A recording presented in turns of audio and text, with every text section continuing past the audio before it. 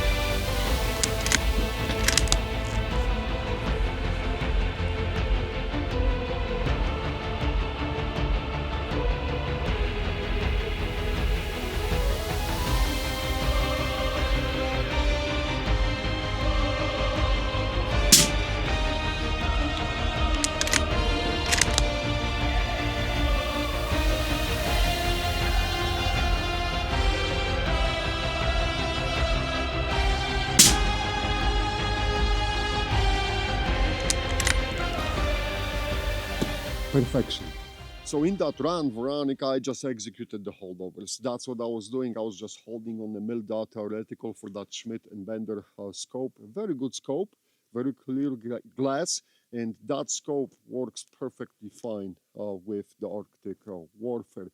And as you guys could see, I took it from 300 to 700 yards, and I was doing double tapping, basically headshots at the each target. So that worked out really, really well. The wind conditions were changing. Veronica was not with me when I was shooting that footage, so I had to spot for myself and adjust, and I think that worked out very, very well. But let's talk about you and your experience when shooting this rifle. So this is a 700 yards footage, and Veronica going for a very, very small target with the Arctic warfare.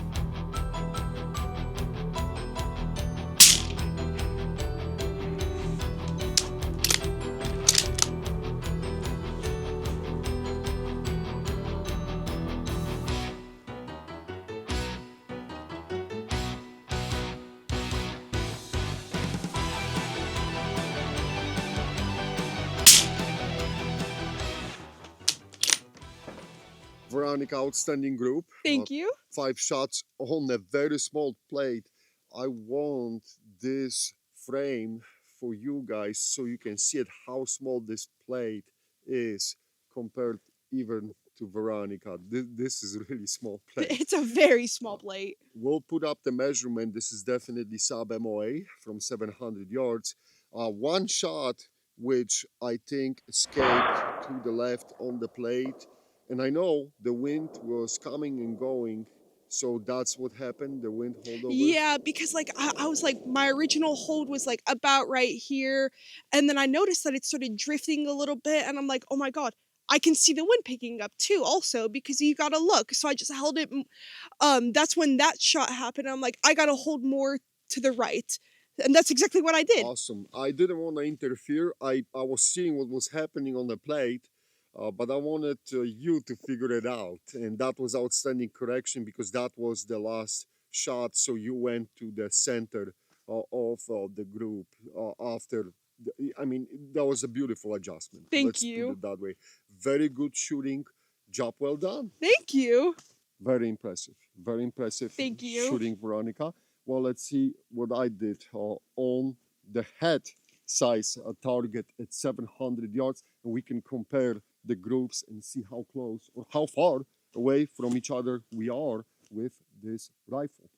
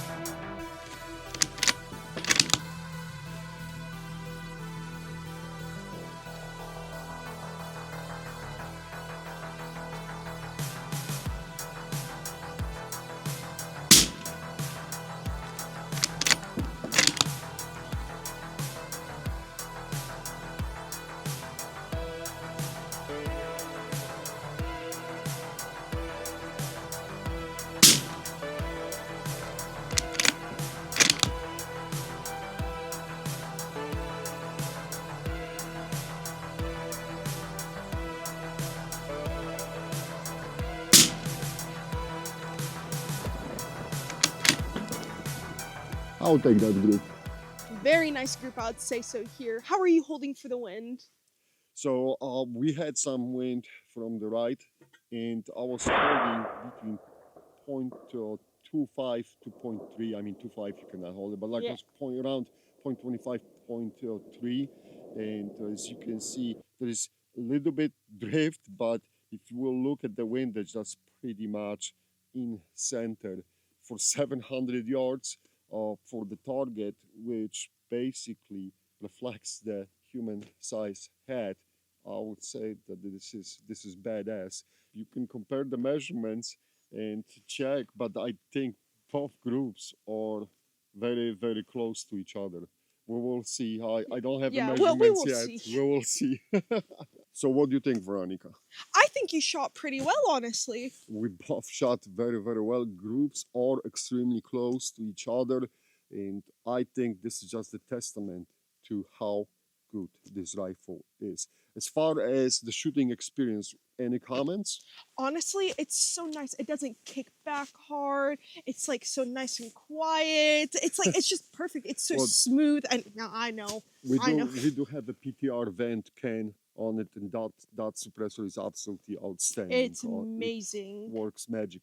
But for being a 308 rifle, basically, this is the recoil is nothing. It's literally knocked out of the ballpark. And the accuracy, which how accurate you could be with it, is outstanding. The precision of the rifle is something else to talk about it. Now, do you know why it was called Arctic warfare?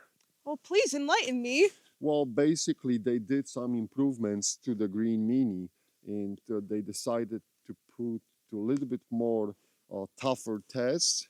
And as the name can suggest, the Arctic warfare. So this rifle was suited better to perform in the extremely cold temperatures. And at the beginning, as far as the British Ministry of Defense, this rifle started with the special forces. So on the British side, the other countries started purchasing, adopting it. And as we know, going back for the second to the L96A1, the Green Mini completely changed the landscape on the sniper rifles. We're talking about the early 80s, and they introduced basically a chassis system, which was unseen before.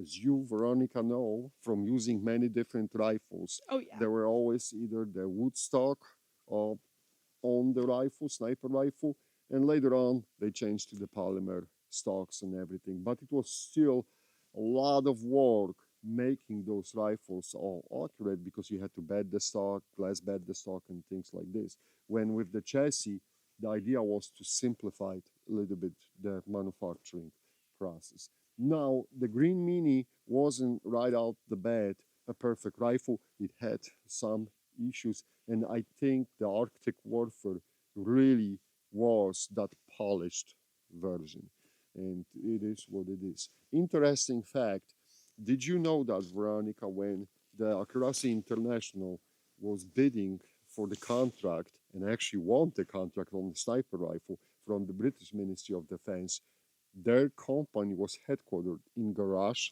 Was it really? and they went to the little bit of cheating because they knew that the inspection from the British MOD will be coming after winning the contract to see if they actually can deliver, right? So they rent out some fake office space and run like a mock-up Hollywood thing. Everyone was pretending they're working, and they fooled the British government officials into believing that this is a really big company. But at the beginning, they literally were in the garage, and all the drawings and everything for the L96A1 happened and development happened in the garage. So that's the little bit of the interesting fact.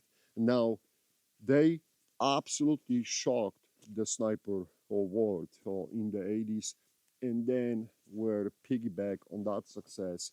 The Arctic Warfare went and set the standard for the 90s and even 2000s. And to this day, the Accuracy International is seen as the one of the top leading companies for manufacturing the sniper rifle. We delivered to you guys basic ideas of what the rifles can do as far as the precision and accuracy. Let's roll the footage with some trick shots. Yeah. Veronica did. Can you clean the know your limits Of course I can. at 365 yards? And that last target is very, very small. Yeah, don't doubt me. All right, let's roll the footage.